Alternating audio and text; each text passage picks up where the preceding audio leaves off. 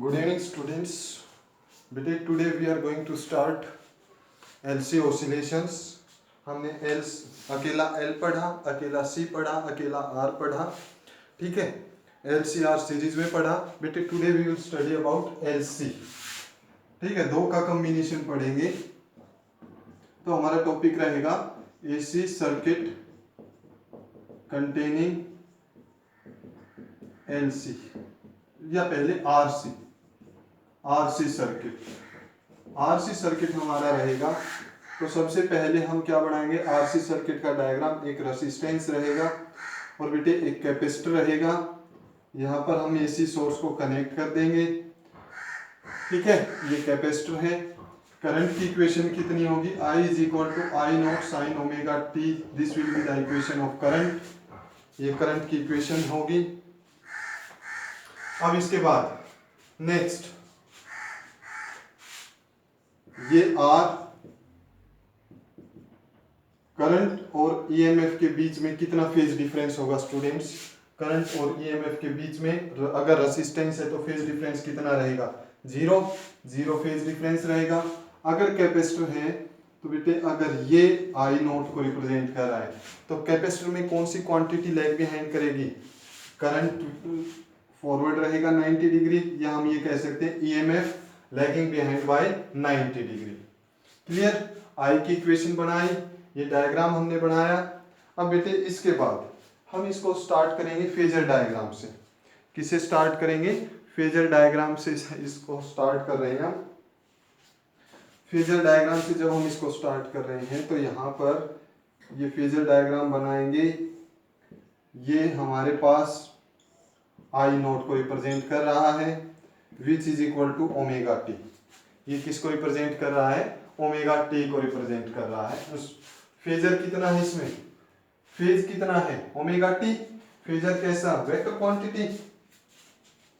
अब देखो जब रेसिस्टेंस है हमारे पास तो EMF और करंट में फेज डिफरेंस कितना है।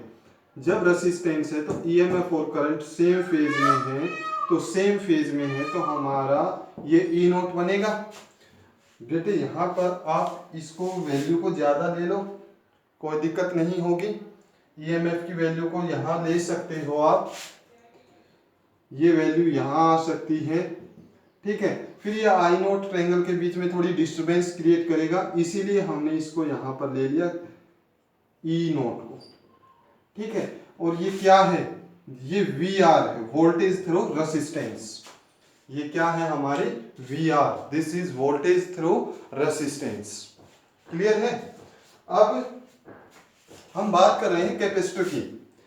कैपेसिटर ये तो हमने बना लिया रेसिस्टर के लिए। For capacitor I omega T पर, I का कितना है, ओमेगा टी पर है, तो हमारी जो EMF है वो लैगिंग बिहाइंड करेगी बाय 90 डिग्री। तो this is voltage through capacitor, ये वोल्टेज थ्रू कैपेसिटर आएगी। तो इसका हम फेजर डायग्राम जब बनाएंगे स्टूडेंट्स तो ये इस तरह से बनेगा, ठीक है। ये फेजर डायग्राम बना दिया हमने। अब हमारे पास क्या पढ़ा था, VR कैसी क्वांटिटी है और VC कैसी क्वांटिटी है। फेजर एक वेक्टर क्वांटिटी है, तो हम उसमें कौन सा रूल अप्लाई करते हैं, वेक्टर एडिशन के रूल अप्लाई करेंगे। तो डियर स्टूडेंट्स यहाँ पर वेक्टर एडिशन के रूल अप्लाई करो। फेज डिफरेंस दोनों एंगल्स के बीच में कितना होगा, 90 डिग्री, ठीक है। तो हमारा जो EMF आएगा वो कितना आएगा, VR का स्क्वायर प्लस VC का स्क्वायर, दोनों के बीच में प्लस 2VR VC कोस 90। कोस थीटा कितना हो जाएगा बेटे, दोनों वेक्टर्स के बीच में एंगल 90, कोस 90 0, तो ये कंप्लीट क्या हो जाएगा, 0 हो जाएगा। तो E is equal to VR किसके इक्वल होगा, VR किसके इक्वल होगा, यहां से देखो I naught into R, V is equal to IR। इसी तरह VC किसके इक्वल होगा, I naught multiplied by XC, और इसका क्या आ जाएगा, स्क्वायर आएगा। ये E नोट, यहां से क्या कॉमन लेंगे, अब नेक्स्ट स्टेप में आई नोट हम कॉमन ले लेते हैं, ये हो जाएगा R square plus X C का whole square under the root. I square common लिया, अंडर रूट से स्क्वेयर कैंसिल, आई नोट बचेगा, E nought by I nought is equal to R square plus X C का square, और I nought by I nought is Z which is impedance. तो ये impedance आएगा, पहले LCR circuit था, अब RC circuit है, this is impedance of RC circuit. और किसके इक्वल आएगा ये, आर स्क्वेयर प्लस एक्स सी पे होल एक्स सी स्क्वेयर के इक्वल, ये इम्पीडेंस ट्रायंगल बनेगी। क्लियर है? तो ये इसमें एक तरह से बेटे मान लो ये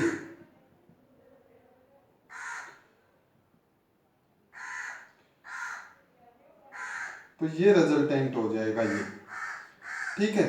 तो फेज डिफरेंस कितना आएगा, ये फाई का फेज डिफरेंस आएगा। करंट के साथ बनाना है, ये भी ध्यान रखना। टेंजेंट फाई किसके इक्वल होगा, टेंजेंट किसके इक्वल होता है, परपेंडिकुलर बाय बेस। परपेंडिकुलर हमारा एंगल के सामने वाला होगा, जो कि कितना है वी आर बाय बेस कौन सा हो जाएगा, ये बेस हो जाएगा, ओके।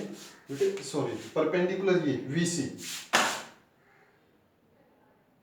ये वैल्यू VR है, ये वैल्यू कितनी हो जाएगी VC। तो टेंजेंट फाई कितना हो जाएगा VC by VR, tangent phi कितना हो जाएगा VC बाई VR। VC की वैल्यू पुट की हमने, VC is equal to I naught into XC, VR की वैल्यू पुट की I naught into R, I naught से I naught cancel, tangent phi is equal to XC by R, ठीक है। और अगर फेज डिफरेंस निकालना हो, फेज डिफरेंस निकालना हो तो फाई कितना हो जाएगा, tangent inverse XC by R, tangent inverse XC by R। Next students हमें क्या निकालना है, EMF की इक्वेशन निकालनी है, E is equal to E naught sine omega T. अब यहां पर देखो EMF जो है, करंट की इक्वेशन है वो ओमेगा टी है, ये ओमेगा टी। जो हमारा EMF आया, ई नोट आया, वो यहां पीछे है या आगे है। तो एक्स एक्सिस से स्टार्ट करते हैं, ये करंट यहां पहुंच गया, तो अभी ये पीछे है, कितना पीछे है, -5। This is the equation of EMF। ये किसकी इक्वेशन आ जाएगी भाई, EMF की इक्वेशन आ जाएगी। क्लियर है, आ गया समझ में। कौन लीड कर रहा है, यहां पर लीड कौन कर रहा है, करंट लीड कर रहा है, कितने एंगल से, फाई एंगल से, ठीक है। कर लिया नोट, स्क्रीनशॉट लो बेटे एक बार। नेक्स्ट बेटे हमारे पास रहेगा AC circuit containing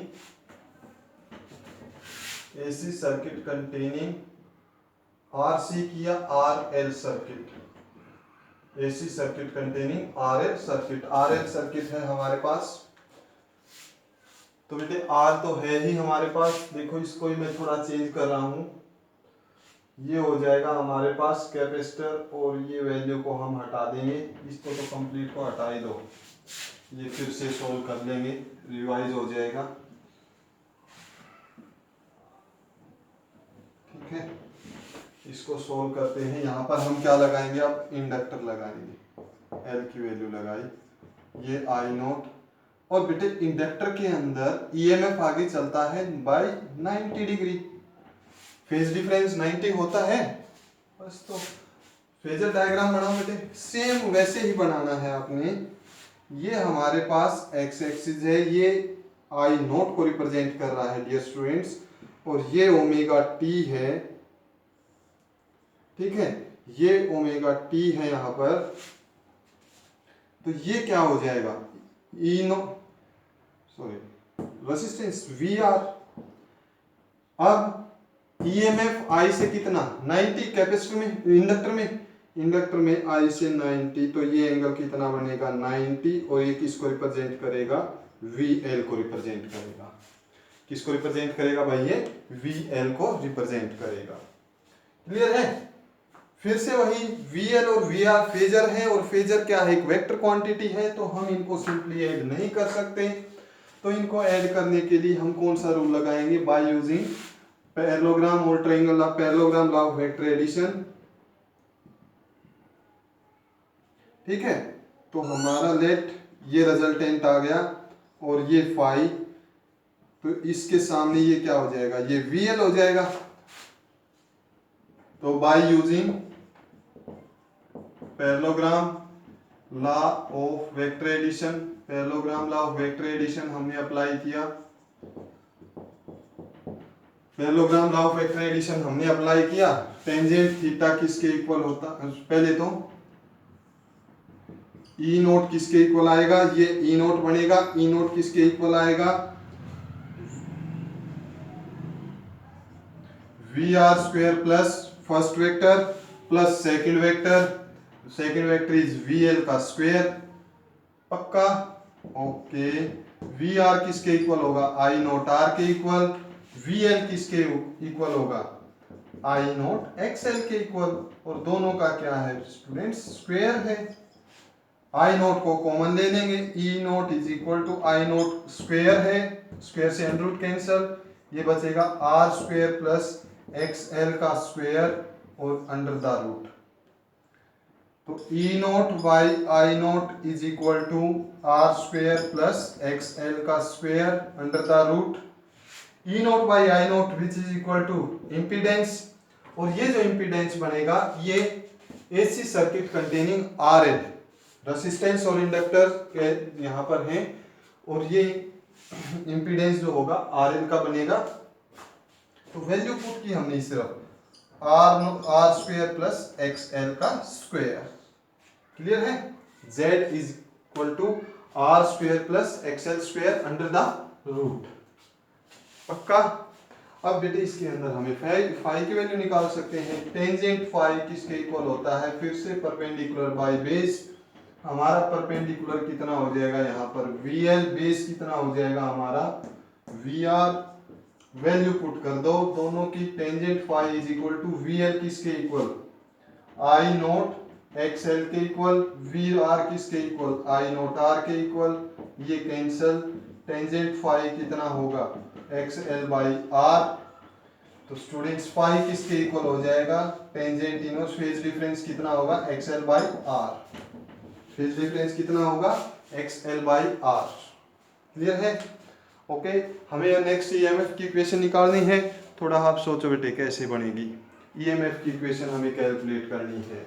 E is equal to E naught sine omega T, अब बोलो बेटे क्या आएगा, प्लस आएगा माइनस आएगा, फाई का फेज डिफरेंस है, करंट में ओमेगा टी था, तो ये ओमेगा टी के अंदर कुछ न कुछ आगे है, तो यहाँ पर क्या आएगा, प्लस का साइन आएगा। This is the equation of EMF। ये किसकी इक्वेशन आ जाएगी स्टूडेंट्स, EMF की इक्वेशन आएगी, करो नोट बेटे, हो गया, okay. Next AC circuit containing, अब AC सर्किट के अंदर हमने LC लगा दिया, इंडक्टर और कैपेसिटर लगा दिया, तो अब डायग्राम को मिटा देते हैं, बार बार बहुत बार कर लिया, ट्राई करो बेटे, ट्राई करो। पहले तो सर्किट डायग्राम बनाओगे, ये inductor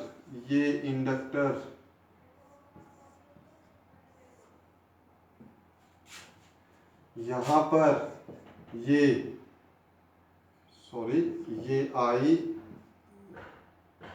I note, this is E note जो कि लेग बिहाइंड करेगा।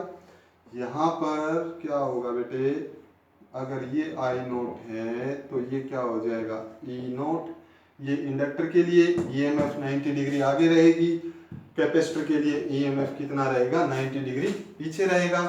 करंट की इक्वेशन आपको पता है, I is equal to I naught sine omega t होती है। अब इसके बाद इसका फेजर डायग्राम बनाना है, ये फेजर डायग्राम बनाएंगे, ये I नोट, अब हमारे पास VR नहीं है, ये I नोट है, तो यहाँ पर जो EMF है वो आगे चल रही है, कैपेसिटर में, सॉरी पीछे चल रही है, कितनी डिग्री, 90 डिग्री। करंट से कितना फेज डिफरेंस है, 90 का है या नहीं है, तो ये 90 डिग्री, ये क्या है हमारे पास, VC, वोल्टेज थ्रो कैपेसिटर। पक्का, ओके। यहां पर I, EMF आगे चल रहा है, ये EMF आगे चल रहा है, ये कितना, 90 डिग्री। दिस इज, इसको थोड़ा लेंथी कर लो स्टूडेंट्स, दिस इज VL। वे यहाँ पर हम केस कौन सा कर रहे हैं, VL is greater than VC, voltage through inductor is greater than voltage through capacitor. ठीक है, VL is greater than VC का हम यहाँ केस कर रहे हैं स्टूडेंट्स। तो इसके बाद नेक्स्ट, एक मिनट भाई, आप देखो क्या कुछ कैसे करोगे। हाँ अब ठीक दिखाई दे रहा है।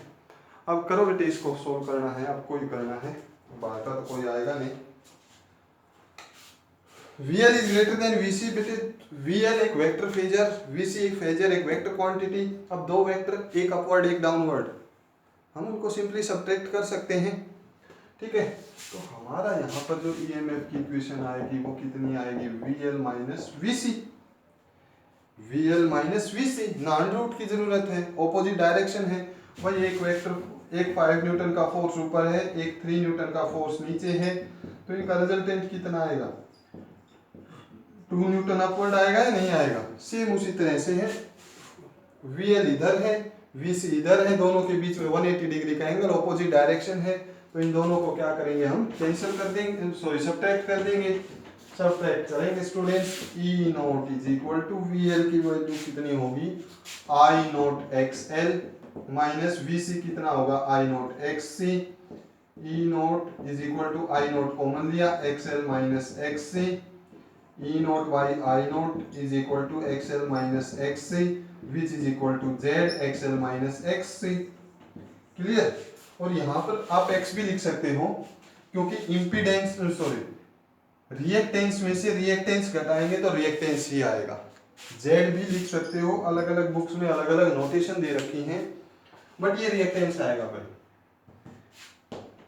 कैपेसिटिव रिएक्टेंस में से इंडक्टिव, या इंडक्टिव रिएक्टेंस में से कैपेसिटिव रिएक्टेंस आप सब्ट्रैक्ट कर रहे हो तो रिएक्टेंस ही आएगा। जैसे फोर्स में से फोर्स को सब्ट्रैक्ट करेंगे, फोर्स ही आएगा। क्लियर है।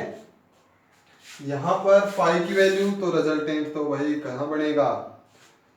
ठीक है, फाई की वैल्यू निकालना चाहते हो, ओके, फाई की वैल्यू कितनी आएगी, XL माइनस XC। बेटे एक मिनट, तो स्टूडेंट्स यहाँ पर फाई की वैल्यू निकाल देते ना बेटे, ये क्या हो जाएगा, this is VL minus VC। तो ये करंट से आगे चल रहा है, चलेगा या नहीं चलेगा, तो यहाँ पर टेंजेंट फाई EMF की इक्वेशन जो बनेगी, E is equal to E naught sine omega t plus pi by 2, E naught plus pi by omega t plus pi by 2। ये 90 डिग्री का एंगल बन गया।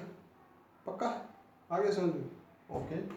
फेज डिफरेंस कितना रहेगा, 90 का। कौन आगे चलेगा, करंट आगे चलेगा। अगर स्टूडेंट्स सपोज यहीं पर अगर VC ग्रेटर देन VL हो, if VC greater than VL हो, तो ये देखो, ये VC, यहां देखना एक बार, एक सेकंड के लिए बेटे, ये हमारे पास VL, ये VC बड़ा है, ठीक है। तो अब हमारा जो रिजल्टेंट बनेगा ये VC माइनस VL बनेगा या नहीं बनेगा, बनेगा। तो EMF की इक्वेशन क्या हो जाएगी, VC minus VL। E naught is equal to VC minus VL। E naught is equal to I naught XL, I naught XC प्लस I नॉट, पहले तो इसको नोट करो स्टूडेंट्स, ठीक है, फिर इसको नोट करो, I naught XC minus XL, I naught XL minus I naught XL, I note common ले लेंगे स्टूडेंट्स यहाँ से, ये हो जाएगा XC माइनस XL।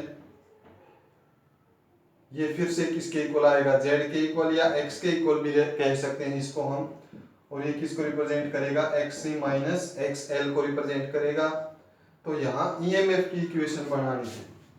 तो बेटे मैं इस डायग्राम को आपने नोट कर दिया, पहले इधर वाला पोर्शन नोट करो जो VL is greater than VC है। तो ठीक है, तो यहाँ पर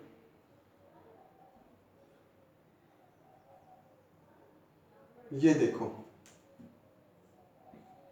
ये VL है, ये VC है, VC ग्रेटर देन है। तो अब ये रिजल्टेंट इधर बनेगा या नहीं बनेगा, ये हो जाएगा VC माइनस VL। और यहाँ पर अब वोल्टेज जो है E नोट जो है वो करंट से कितना पीछे है, 90। तो यहाँ पर कहने का मतलब जो है E is equal to E naught sine omega t minus pi by 2 कब आएगा, माइनस पाई बाई 2 आएगा जब VC is greater then VL है। और phase difference plus pi by 2 कब आएगा, जब VL is greater than VC है। क्लियर हो गया स्टूडेंट्स, आगे समझो बेटे, इसको नोट करो। हम दो टॉपिक और करते हैं, एनर्जी ऑफ इंडक्टर। नेक्स्ट बेटे बड़ा इंपॉर्टेंट टॉपिक है, energy stored in an inductor. हमारा जो टॉपिक रहेगा बेटे, energy stored in an inductor रहेगा। ये समझ में आ गया LCR बेटे, इनके बस हम टॉपिक चैप्टर खत्म करने वाले हैं ना, ठीक है। अब तो आपका सिलेबस बहुत जल्दी खत्म हो जाएगा और एक 6th यूनिट में टाइम लगेगा। 5 पार्ट है, एक पार्ट आपका हटा दिया है। अब ये लगा लो नेक्स्ट वीक में आपकी 5th यूनिट स्टार्ट हो जाएगी, 3 दिन में 5th यूनिट भी खत्म हो जाएगी, ठीक है। फिर क्या 4 यूनिट बचेंगी आपकी। 6th लेंथ है, 7th में एक पार्ट है, 8th में 2 पार्ट है, 9th में एक पार्ट है। तो अब ये लगा लो आपका सिलेबस ऑलमोस्ट कंप्लीट होने वाला है। We have completed at least 70%, 65% syllabus यहाँ पर कंप्लीट हो गया। जिस दिन आपका 6th यूनिट कंप्लीट हो जाएगी आपकी, उस दिन ये लगा लो आपको 85% सिलेबस आपका पूरा हो जाए, ठीक है।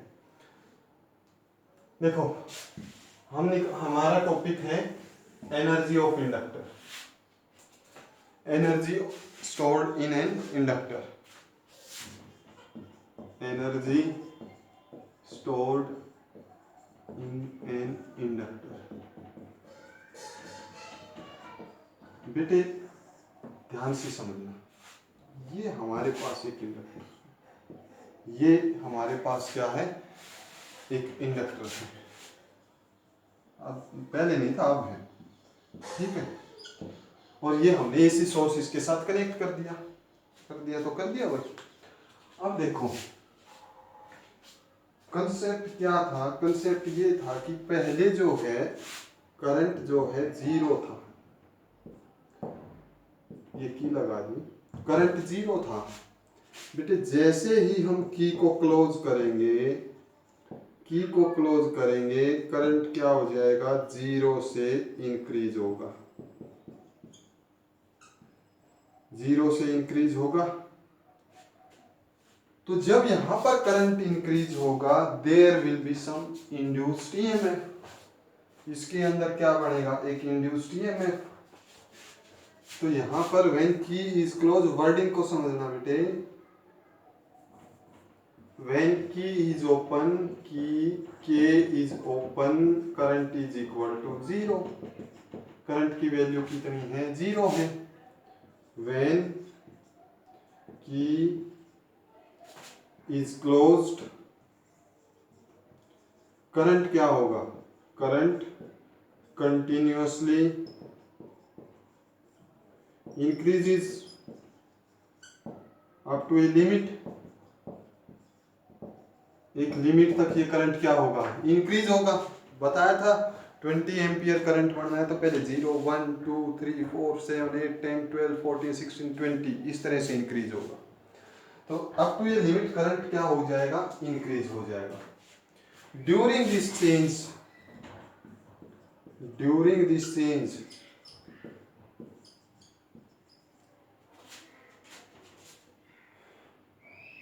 an EMF is induced EMF is induced in opposite direction of current. Current से induced and EMF is induced to oppose the changing current. जो चेंजिंग करंट है उसको अपोज करने के लिए क्या बनेगा, यहाँ पर EMF इंड्यूस्ड होगा, और EMF इंड्यूस्ड होगा तो स्टूडेंट्स क्या होगा, अगर EMF इंड्यूस्ड हुआ तो करंट भी बनेगा, क्लोज सर्किट है तो E is equal to L D I by D T. E किसके इक्वल होगा, यहाँ पर L D I by D T के इक्वल होगा।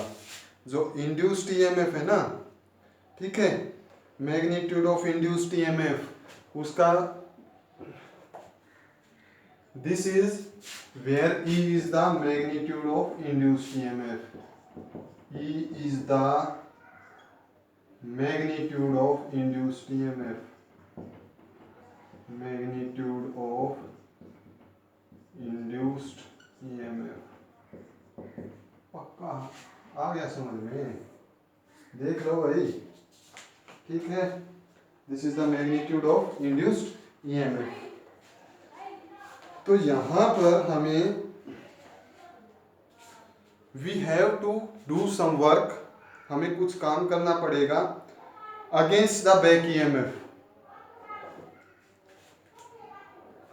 देखो, we have to do some work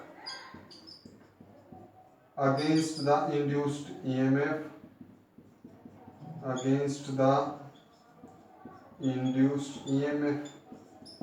ये जो इंड्यूस्ड EMF हुआ है ना, ये इधर हुआ है, इसके अगेंस्ट हमें काम करना पड़ेगा। किसके लिए करना पड़ेगा,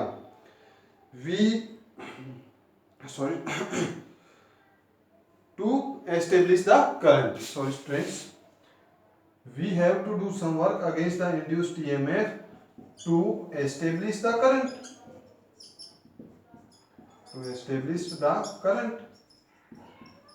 करंट बनाने के लिए, करंट को इंक्रीज करने के लिए हमें कुछ काम करना पड़ेगा। समझ में आया क्या है भाई? देखो, पहले करंट 0 था, की क्लोज की इसमें करंट बढ़ेगा। जब करंट बढ़ेगा तो इसमें EMF इंड्यूस होगी, उसकी डायरेक्शन अपोजिट हो जाएगी। अब करंट बढ़ना चाहता है तो करंट कुछ फोर्स लगा के कुछ वर्क करेगा इसमें बढ़ने के लिए, ठीक है। तो we have to do some work against the induced EMF, हमें कुछ काम करना पड़ेगा इस इंड्यूस्ड EMF के अगेंस्ट। किसके लिए? टू इंक्रीज द करंट, ठीक है। सम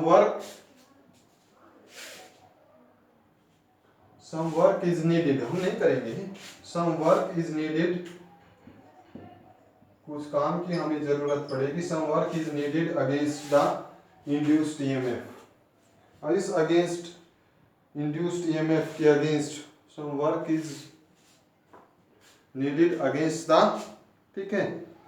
तो work done per unit time, work done हमें कैलकुलेट करना है भाई। देखो, तो रेट ऑफ डूइंग वर्क, तो हमारा नेक्स्ट क्या हो जाएगा, रेट ऑफ डूइंग वर्क। हम वर्क किस रेट से कर रहे हैं, rate of doing work is dW by dt, ठीक है। dW बाई dt क्या होता है, पावर होता है। dW by dt rate of doing work हम निकाल रहे हैं, dW by dt is power P, और ये किसके इक्वल होता है, VI के इक्वल। तो dW by dt is equal to VI, sorry हम इसको क्या लिख सकते हैं, EI के इक्वल लिख सकते हैं। dW by dt is equal to EI के इक्वल लिख दिया हमने। अब EI के इक्वल लिख दिया तो यहाँ पर हम वैल्यू पुट करें E की, तो dW बाई dt, E किसके इक्वल है, L di by dt, L di by dt। बेटे इधर dt से dt कैंसिल, तो ये क्या हो जाएगा, d W is equal to L D I. D W का इंटीग्रेशन मीन्स यहाँ पर क्या करना पड़ेगा हमें, इंटीग्रेशन, दोनों तरफ इंटीग्रेशन, डब्ल्यू का डी डब्ल्यू का W, L D I sorry L I हो आएगा बेटे, यहाँ पर मल्टीप्लाइड बाई आई है, L I d I, L I square by 2। तो हमारा जो वर्क आएगा वो कितना आएगा, L I square by 2, half L I square. Work किस फॉर्म में होता है, एनर्जी की फॉर्म में भी होता है, वर्क किस फॉर्म में होता है, एनर्जी की फॉर्म में भी होता है। ओके, तो यहाँ पर ये एनर्जी स्टोर्ड भी हो सकती है। एनर्जी कितनी हो जाएगी, L I square by 2। Energy कितनी हो गई हमारी, एल आई स्क्वेयर बाई 2। ये यहाँ पर बेटे इधर लिख लो, एनर्जी, एनर्जी को किससे रिप्रेजेंट करते हैं, मैग्नेटिक एनर्जी होगी ना, ये कितनी होगी, 1/2 L I square. This is the magnetic energy stored. ये इतनी एनर्जी स्टोर रहेगी। देखो क्या फार्मूला है, हाफ एल आई स्क्वेयर। तो बेटे जितनी भी एनर्जी आपने पढ़ी है वो एनर्जी कैसी है, kinetic energy, half M V square, potential energy और energy in a capacitor half C V square. हर जगह पर एक कांस्टेंट है और वेरिएबल का स्क्वायर है। वेलोसिटी चेंज हो रही है, पोटेंशियल चेंज हो रहा है, करंट चेंज हो रहा है और हाफ से मल्टीप्लाई। तो हमेशा एनर्जी जो होगी एक कांस्टेंट और एक वेरिएबल के साथ में आएगी। हमेशा एनर्जी किस फॉर्म में आएगी, एक कांस्टेंट और एक वेरिएबल के फॉर्म में आएगी। वो अलग बात है, एमजीएच की आप बात करोगे, ठीक है, वहां पर अलग एनर्जी आएगी, अलग तरह का होगा। बट जब किसी डिवाइस की एनर्जी आप कैलकुलेट करोगे, डिवाइस की एनर्जी कैलकुलेट करोगे तो डिवाइस में एक कांस्टेंट वैल्यू होगी और एक वेरिएबल होगी। उनका वेरिएबल का स्क्वायर आएगा, कांस्टेंट एज इट इज रहेगा और हाफ से मल्टीप्लाई होगा। क्लियर हो गया। और बेटे ना लास्ट हम इसी को पढ़ते हैं, एनर्जी डेंसिटी। हमारा टॉपिक क्या है, एनर्जी डेंसिटी। इसको एक बार नोट करो students, magnetic energy density, magnetic energy density कर लिया नोट। ओके, ये फॉर्मूला ध्यान रखना भाई, अब half L I square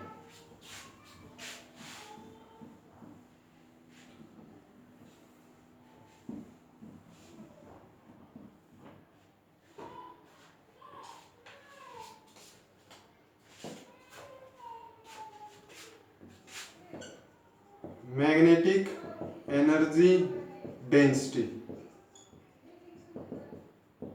magnetic energy density. Density पता है बेटे आपको, मास अपॉन वॉल्यूम। तो magnetic energy, energy by energy पर यूनिट वॉल्यूम। मैग्नेटिक एनर्जी की डेंसिटी कितनी होगी, total energy divided by total volume, total energy divided by total volume. तो एनर्जी कितनी आई, half L I square, volume कितना, area multiplied by length हो जाएगा, half L I square divided bye A L. L की value आपको पता है, बी की वैल्यू आपको पता है, एल किसके इक्वल है, एल किसके इक्वल आया था भाई, mu naught N square, small n बेटे, N square A into L, ठीक है। और करंट किसके इक्वल, बी किसके इक्वल आया था, ये एक तरह से क्या है, सोलेनोइड था ना, सोलेनोइड बी किसके इक्वल है, म्यू नोट एन आई के इक्वल। तो यहां से आई किसके इक्वल हो जाएगा, B by mu naught, mu N, mu naught into N. Clear हुआ। ये वैल्यूज पुट कर दो बेटे यहाँ पर, ये इक्वेशन फर्स्ट है, ये इक्वेशन सेकंड, ये इक्वेशन थर्ड।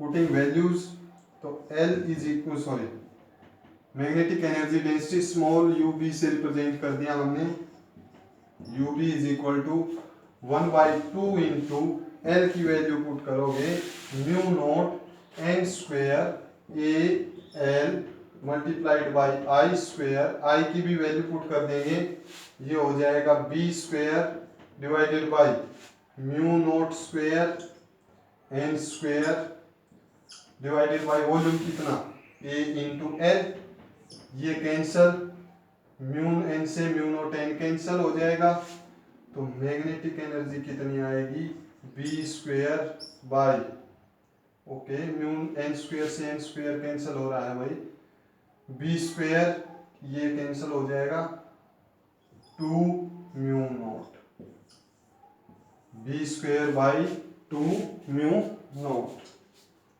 ठीक है, half B square by mu naught. This is the energy density, ये क्या आई है हमारे पास एनर्जी डेंसिटी आई है। तो स्टूडेंट्स अपना होमवर्क रेगुलर करो बेटे, न्यूमेरिकल्स करो, एक न्यूमेरिकल यहाँ दे रखा है, ठीक है, करते हैं, चलो उस न्यूमेरिकल को करेंगे।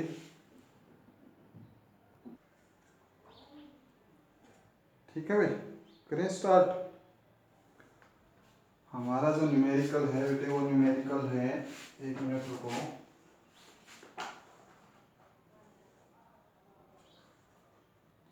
एक मिनट भाई, ये क्वेश्चन था बेटे a 200 milli henry inductor and a 5 microfarad capacitor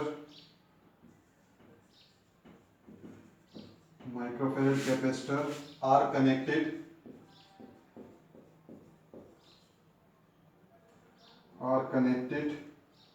one by one across a sinusoidal AC voltage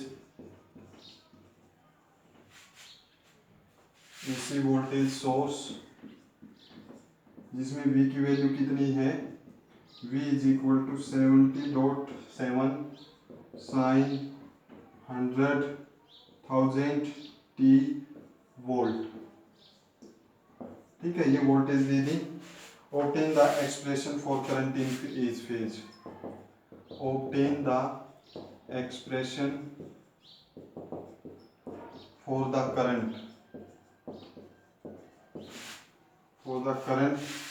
in each phase, हर फेज के अंदर दोनों में करंट की वैल्यू कैलकुलेट करनी है। ये क्वेश्चन इंपॉर्टेंट है, अभी एग्जाम में आया हुआ था। तो यहाँ पर सबसे पहले जो V है, V की वैल्यू लिखो, V is equal to 70.7 sine 1000 t volt, इसको कंपेयर करो V is equal to V naught sine omega t से, तो V नॉट की वैल्यू कितनी होगी 70.7, ओमेगा t किसके इक्वल होगा 1000 t के, तो ओमेगा किसके इक्वल आ जाएगा 1000 के इक्वल, ओमेगा किसके इक्वल हो गया 1000 के इक्वल हो जाएगा। पीक वैल्यू निकालनी है, तो peak value in case of inductor क्या कैलकुलेट करना है, obtain the current in each phase, expression for current. तो एक्सप्रेशन क्या होगी, करंट की एक्सप्रेशन निकालनी है, करंट की एक्सप्रेशन क्या होगी, I is equal to I naught sine omega t plus minus 5, कुछ फेज डिफरेंस भी रहेगा वो भी हमें निकालना है। तो यहाँ पर आई नॉट के लिए हम क्या निकालेंगे, आई नॉट के लिए हमें निकालना होगा पीक वैल्यू, पहले इंडक्टर की बात करते हैं, peak value of inductor, peak value of current in inductor, inductor के अंदर पीक वैल्यू निकालनी है। इंडक्टर के अंदर पीक वैल्यू जब हमें निकालनी है तो फार्मूला क्या होता है, I naught is equal to V naught, या इसको कंपेयर कर लो ना, ई नॉट या वी रहने दो, वी नॉट बाई इंडक्टर है, इंडक्टर में रेजिस्टेंस कितना होगा omega into L, omega into L, value put करो, वी नॉट कितना है 70.7, ओमेगा की वैल्यू कितनी आई हुई है, omega is 1000, L is the inductor, inductor कितना है 200 मिली हेनरी, 200 मिली हेनरी, तो 200 मिली को क्या करेंगे 10 की पावर -3, जब ये वैल्यूज हम कैलकुलेट करेंगे स्टूडेंट्स तो ये हमारा आएगा 0.35 एम्पियर। कितना करंट आएगा? 0.35 एम्पियर। हमें कैलकुलेट क्या करना है? Expression for the current, instantaneous current, वो I की वैल्यू फाइंड आउट करनी है। I is equal to 0.35, I naught value आ गई, साइन ओमेगा कितना, फेज कितना, ओमेगा टी, और एंगल देखो बेटे, कौन इसमें इंडक्टर के अंदर करंट पीछे रहता है या आगे रहता है? Current lags behind by pi by 2। Current कितना पीछे रहेगा? Pi by 2। So this is the expression for the inductor. ये एक्सप्रेशन किसके लिए आई है? इंडक्टर के लिए आई है। सेकंड, इसी तरह से हम peak value of current in capacitor भी निकाल सकते हैं। कैपेसिटर वोल्टेज को कंपैरिजन करो, V is equal to V naught sine omega t है, तो V is equal to 70.7 sine 1000 t. V naught को कंपेयर करोगे 70.7 आ जाएगा। ओमेगा टी को सॉरी 1000 है, 1000 टी हो जाएगा, टी से टी कैंसल, ओमेगा किसके इक्वल आ जाएगा? 1000 के इक्वल आएगा। पीक वैल्यू हमें कैलकुलेट करनी है। पीक वैल्यू किसके इक्वल होती है? I is equal to V naught by X C, V naught by X C. अब X C is the resistance offered by capacitor, और एक्स सी किसके इक्वल होता है?